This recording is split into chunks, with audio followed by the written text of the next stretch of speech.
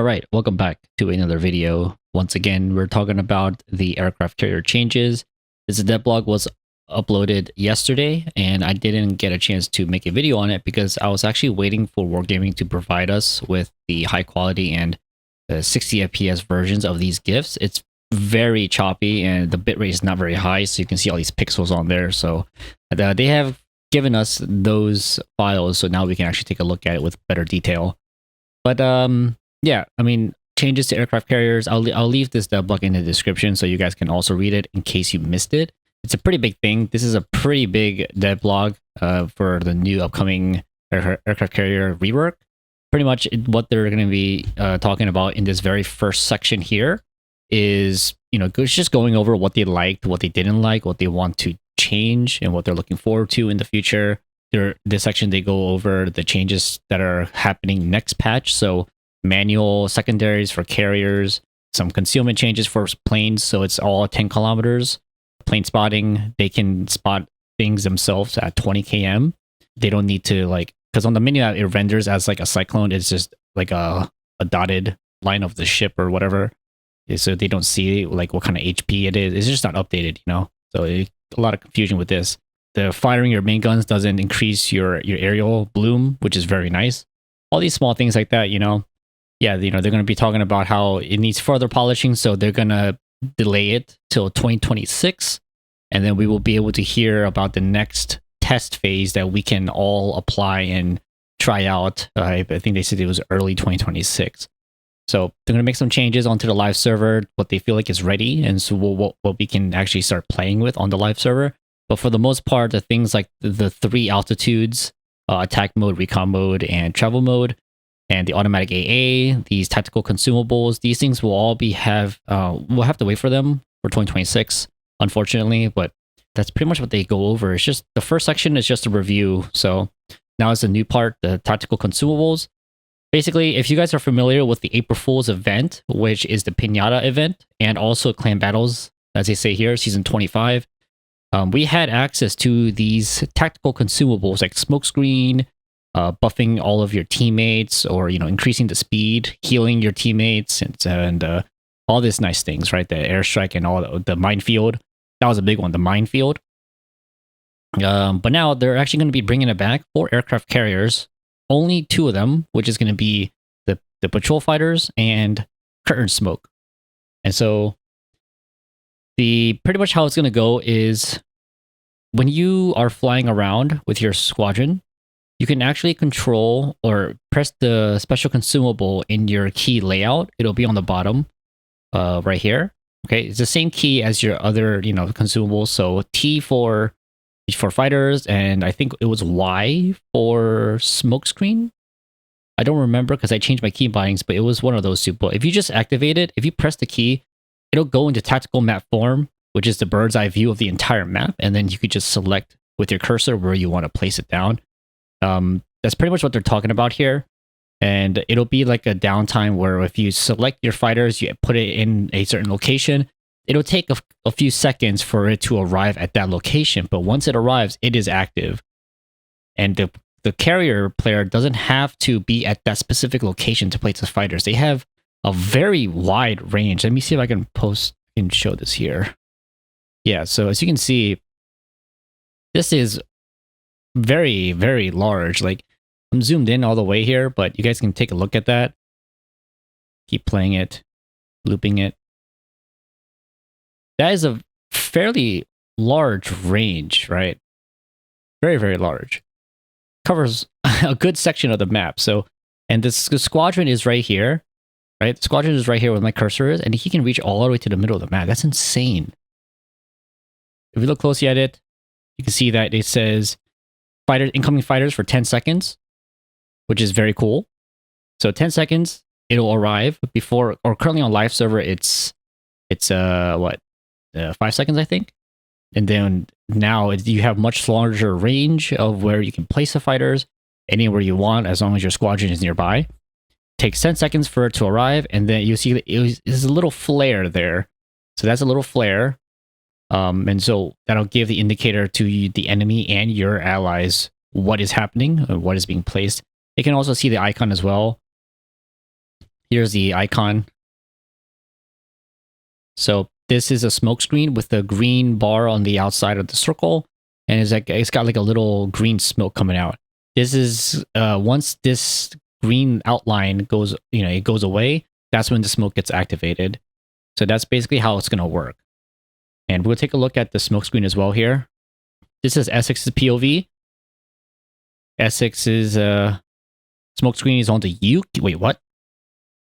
Oh, it's on his torpedo bombers. What the? Okay. So it's on the torpedo bombers. This is the smoke screen. You place it right there. Smoke screen will be active in 20 seconds. Okay, very cool. So it seems like the first iteration will be having 10 seconds on the fighters and 20 seconds on the smoke screen. So that's pretty much how it works. You just press the key, it'll go over to a tactical map view, like how you would be pressing the M key to set an autopilot. And then you could just use your cursor to place it within this range.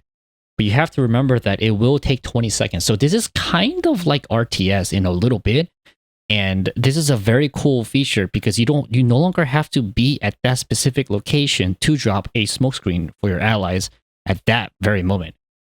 There's a lot of discussions here and there about, this is just a skill thing. You have to be at the right place at the right time. That's what differentiates good carrier players from bad carrier players. But no, that's not correct.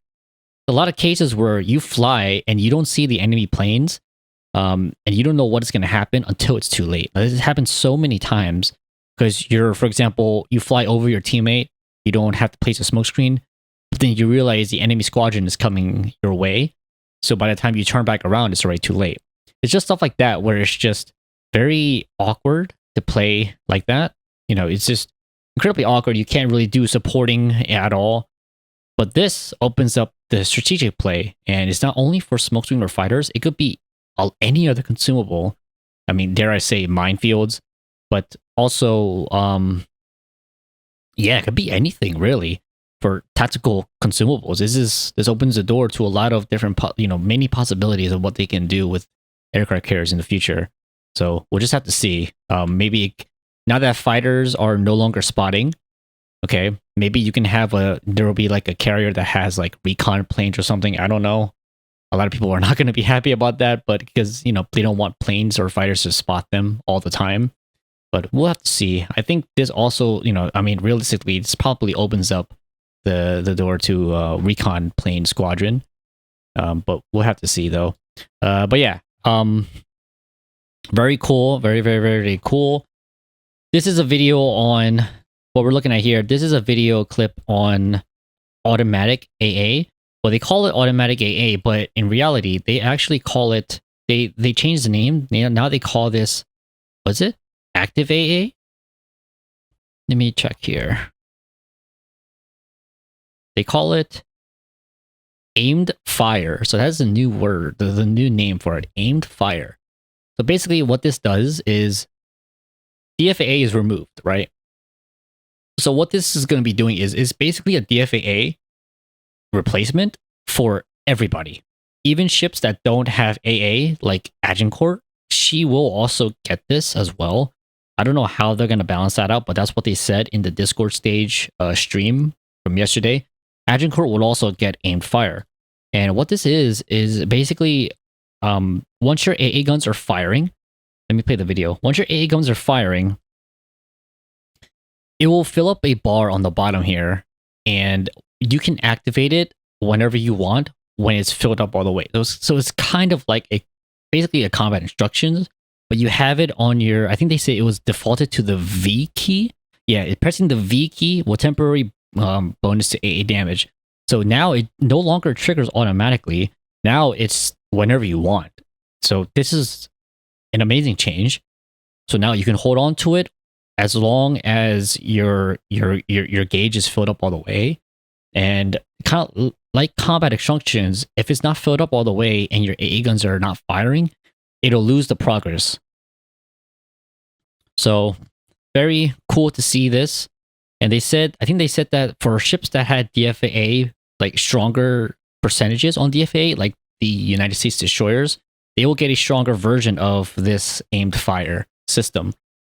So basically this is DFA for everybody, in a way. So we'll have to see how they balance this out, if whether and how much percentage, because it says here in the video, or it says 40%, right? 40% boost, AA continuous damage, action time 1 whole minute. So this is incomparable.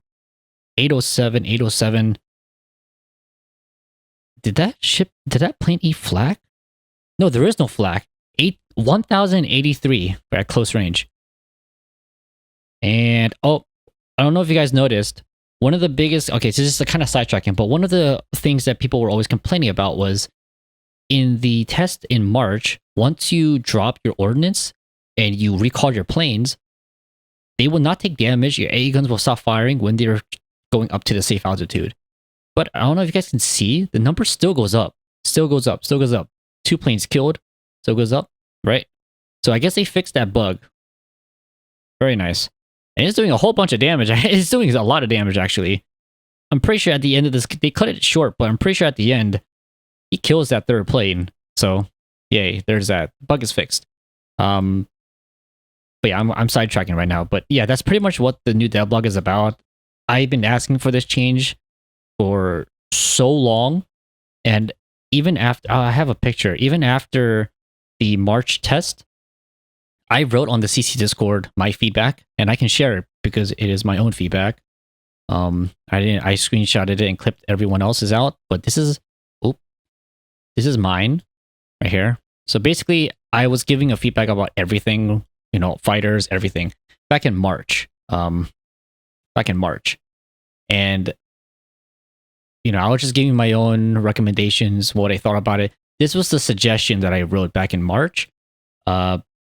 Basically, suggestion proposing an idea to allow players access to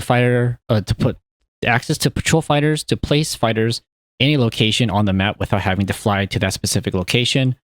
Limited placement range from the controlled squadron could be done by activating the tactical map M key and then placing a cursor over a location near your squadron and pressing the patrol fighter consumable. In the current live CV, this will be absolutely toxic due to the fighter spotting, but in current test CV rework, all fighters and patrol fighters lost access to spotting entirely, so this could be fine to add in. It just allows more strategic fighter play and fundamentally fixes a lot of awkwardness with the fighters. So this is one of the many things I wrote about, but this paragraph was specifically about fighters, and this is what I've been wondering. I was like, why can't we just do it like this? Because on live server, fighter spot, right? We don't like that. Fighters just spot everything. That's what a lot of carrier players use their fighters for. But on the test, all fighters lost spotting. Even fighters and patrol fighters, they both lost spotting. And this will be opening up such a huge play for carriers to be somewhat like dipping its toes back into RTS, but also having the player think about how they want to play with fighters. It opens the door to so many different things that they can do with fighters now. And this is just, yesterday when I was at the Discord call, I thought this was so cool how they were announcing this. Because I was like, oh my God, I wrote a feedback about that back in March. That's so cool. But yeah, anyways, yeah, I mean, that's the whole devlog for this time around. They said that closed testing starts today, the 22nd of July. So we just have to hope everything goes well and wait for a follow-up devlog for what the devs think about that closed test that they're doing with STs and the developers and the CSTs. So we'll just have to wait. But all in all, I think these are good changes. It's a buff to fighter play. It's a buff to smoke play. And it's also a buff to surface or every ship that has AA, because you now have the opportunity to use your strong built-in DFAA key whenever you want to. So yeah, I mean, that's pretty much it for this one. Not much to really talk about other than that. All in all, I'll say 7 out of 10. Good changes, good things announced. Excited to see what is to come. Let me know what you guys think as well, if you guys agree with me, or if you guys disagree, if you guys don't want this kind of fighter play system for some reason. Just let me know in the comments and then we can have a discussion. I will see you guys in the next one. Have a good one. Peace.